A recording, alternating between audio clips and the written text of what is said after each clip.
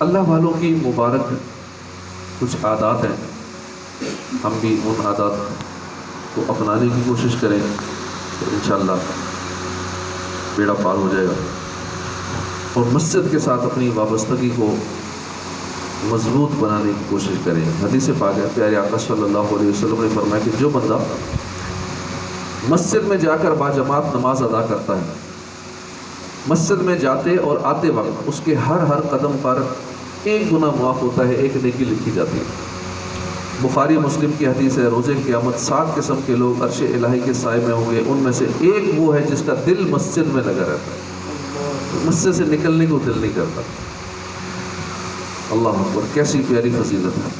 قیامت کا دن کیسا ہولناک ہوگا، زمین تانبے کی ہوگی، سورج 1 میل پر رہ کر آگ برسا رہا ہوگا، گرمی اور تپش کے سبب لوگوں کا برا حال ہوگا، لوگ اپنے ہی پسینے میں ڈبکیاں لے رہے ہوں گے۔ اس حالت میں مسجد کے ساتھ محبت رکھنے والوں کی نرالی شان ہوگی، مخلوق گرمی میں جھلس رہی ہوگی، اور وہ خوش بخت جن کا دل مسجد میں لگا رہتا ہے وہ عرش الہی کے سائے میں ہوں گے، آرام سے ہوں گے، اور راحت اور آرام میں سکون میں ہوں گے۔ کتنا آسان کام ہے، انعام کتنا بڑا ہے۔ کرنا کیا ہے؟ عرش الہی کا سایہ پانے کے لیے بس مسجد سے دل لگانا، مسجد میں نماز باجماعت ادا کرنی، اپنی دکان پر، کام پر چلے گئے، گھر چلے گئے، مگر وہاں جا کر دل پھر بھی مسجد میں لگا رہے۔ مسجد سے مجبوراً جانا بھی پڑے، اگر گھر میں بھی ہوں دل مسجد میں ہو، دکان پر ہیں دل مسجد میں لگا رہے، جاب کر رہے ہیں دل مسجد کی طرف رہے، دھیان مسجد کی طرف رہے، انتظار ہو رہا ہے کہ کب دوسری نماز کا وقت ہو، بے چین ہوں کہ اب جلدی اب اگلی نماز کا وقت آئے، میں اگلی نماز پڑھوں گا، پھر اگلی نماز پڑھوں گا، کب مسجد میں جاؤں گا۔ مسجد کی محبت میں بےتاب ہو کر بندہ بار بار وقت دیکھ رہا ہے، دل ہی دل میں مسجد کا، نماز کا خیال آ رہا ہے، دل میں مسجد کی یاد ہے، اور ضروری کاموں میں مصروف ہے۔ غرض بندہ جہاں بھی ہو اس کا دل مسجد ہی میں اٹکا ہوا ہو، ایک نماز پڑھ لی اب دوسری کا انتظار ہو، یہ ہے مسجد میں دل لگنا، دل کا مسجد میں معلق رہنا۔ اور جس کا دل مسجد میں معلق رہتا ہے اسے قیامت والے دن عرش الہی کا سایہ نصیب ہوگا، اور وہ آرام اور سکون میں ہوگا۔ ایک اور ایمان افروز حدیث سنی، رسول ذیشان مکی مدنی سلطان صلی اللہ علیہ وسلم نے فرمایا، جس طرح کوئی شخص کھو جائے، اس کے گھر والے اسے تلاش کرتے پھرتے ہیں مگر اس کا کہیں پتہ نہ چلے، پھر کافی عرصے بعد وہ کھویا ہوا شخص گھر واپس آئے تو جتنی خوشی اس کے گھر والوں کو ہوتی ہے، اللہ پاک اس بندے سے اتنا ہی خوش ہوتا ہے جو مسجد کو ذکر و نماز کے لیے اپنا گھر بنا لے۔ اللہ پاک ہمیں مسجد کی محبت نصیب فرمائے۔ ہمارے بزرگان دین، صحابہ، تابعین، دیگر نیک لوگوں کی سیرت پڑھے تو پتہ چلتا ہے کہ یہ اللہ والے مسجدوں کے ساتھ کیسی وابستگی اور محبت رکھتے تھے۔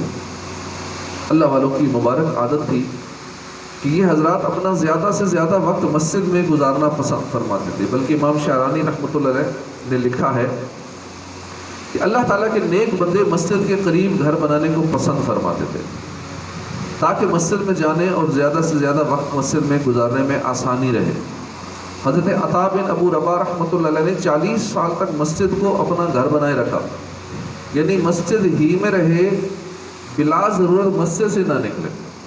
حضرت مالک بن دینار رحمۃ اللہ علیہ کو مسجد سے ایسی محبت تھی، فرمایا کرتے تھے اگر طبعی حاجات نہ ہوتی تو میں مسجد سے کبھی باہر نہ نکلتا۔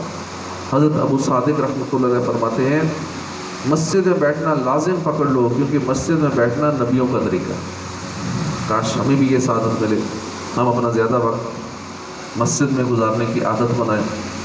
ہمارا حال ایسا ہے کہ پارکوں میں دل لگتا ہے، ہوٹلوں میں دل لگتا ہے، کھیل کے میدانوں میں دل لگتا ہے، فضولیات میں، بلکہ معاذ اللہ گناہوں بھرے کاموں میں دل لگتا ہے، ہاں نہیں لگتا تو مسجد میں نہیں لگتا۔ تو روز کا جائزہ لینا کہ باہر ہم کتنا وقت گزارتے ہیں، ضرورت کے علاوہ جو ضرورت ہے، ضروری کام ہے، گھر والوں کو وقت دینا ہے، اپنی جاب ہے، کاروبار ہے، مجبوری کے علاوہ باقی جو ہمارا ایکسٹرا وقت ہے وہ مسجد میں کتنا گزرتا ہے اور آگے بھی جو فضولیات میں کتنا گزرتا ہے، ہم اس کا جائزہ لیں گے تو وہ سارا ٹائم ہمارے سامنے آ جائے گا کہ واقعی مسجد میں تو وقت کم دے رہے ہیں اور باقی کاموں میں زیادہ دے رہے ہیں۔ کھیل تماشے ہوٹلوں پر پارکوں میں گپے لگاتے ہیں تو کئی گھنٹے گزر جاتے ہیں، پتہ نہیں چلتا.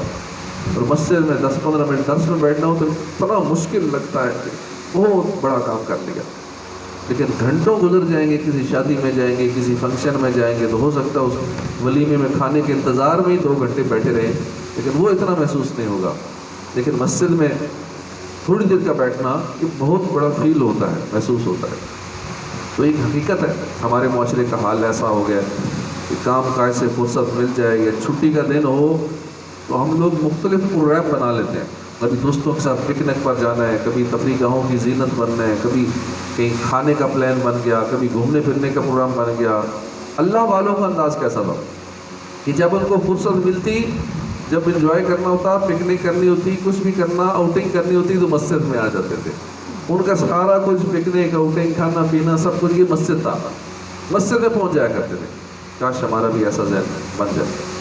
حضرت ابن عمیر رضی اللہ عنہ سے روایت ہے، رسول ذیشان مکی مدنی سلطان صلی اللہ علیہ وآلہ وسلم نے فرمایا، دنیا میں مہمان بن کر رہو، دنیا میں مہمان بن کر رہو اور مسجد کو اپنا گھر بنا لو.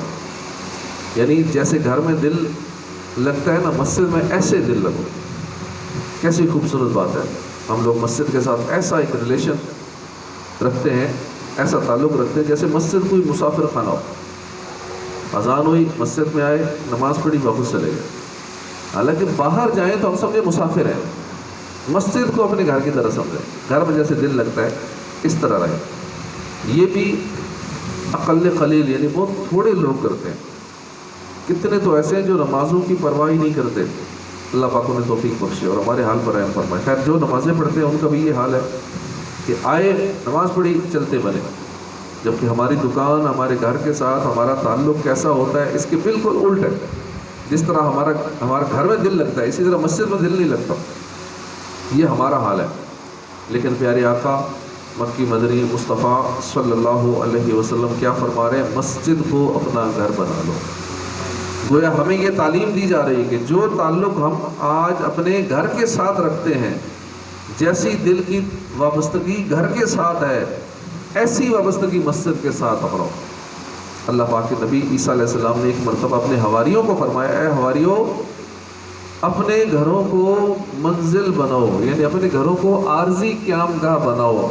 اپنے گھر جاؤ تو سمجھو کہ میں کسی گیسٹ روم میں آیا ہوں. جیسے میں عارضی طور پہ جاتا نا کہیں، عارضی طور پہ کسی ہوٹل میں رہتے تھے، ہم حج عمرے پہ جاتے ہیں تو جس ہوٹل بلڈنگ میں رہ رہے ہوتے ہیں پتہ ہوتا ہے عارضی ہے، چاہے مہینہ رہنا ہے، جتنے دن ہے، یا عمرے کے لیے تھوڑے دن ہیں، مکے میں 5-7 دن ہے، مدینہ شریف میں 5-7 دن ہے، پتہ ہوتا ہے یہ تھوڑے سے دن میں مسافر ہوں. اب وہاں جتنی بھی خوبصورتی ہو ہوٹل کی، وہاں واش روم میں ہی ایسے ایسے سسٹم لگے ہوتے ہیں، اتنی چیزیں پڑی ہوتی ہیں، تو اب اس میں کوئی دل نہیں لگاتا. پتہ ہے جتنی بھی خوبصورت ہے، کمرے جتنے خوبصورت ہیں، ساری سہولتیں ہیں، نہ جانے کیا کیا ایک ایک روم میں اور واش روم میں یہ کچھ ہوتا ہے، لیکن کبھی کوئی دل نہیں لگاتا. اسے پتہ ہے یہ سب عارضی ہے، یہ اپنا نہیں ہے، یہ کسی کا ہے، میں نے یہاں سے چلے جانا ہے. اس لیے وہ چیزیں، وہ سہولتیں بھول بھی جاتی ہیں اور یاد بھی نہیں رہتی، اور وہاں دل بھی نہیں لگتا اس جگہ ہوٹل میں یا ان چیزوں میں.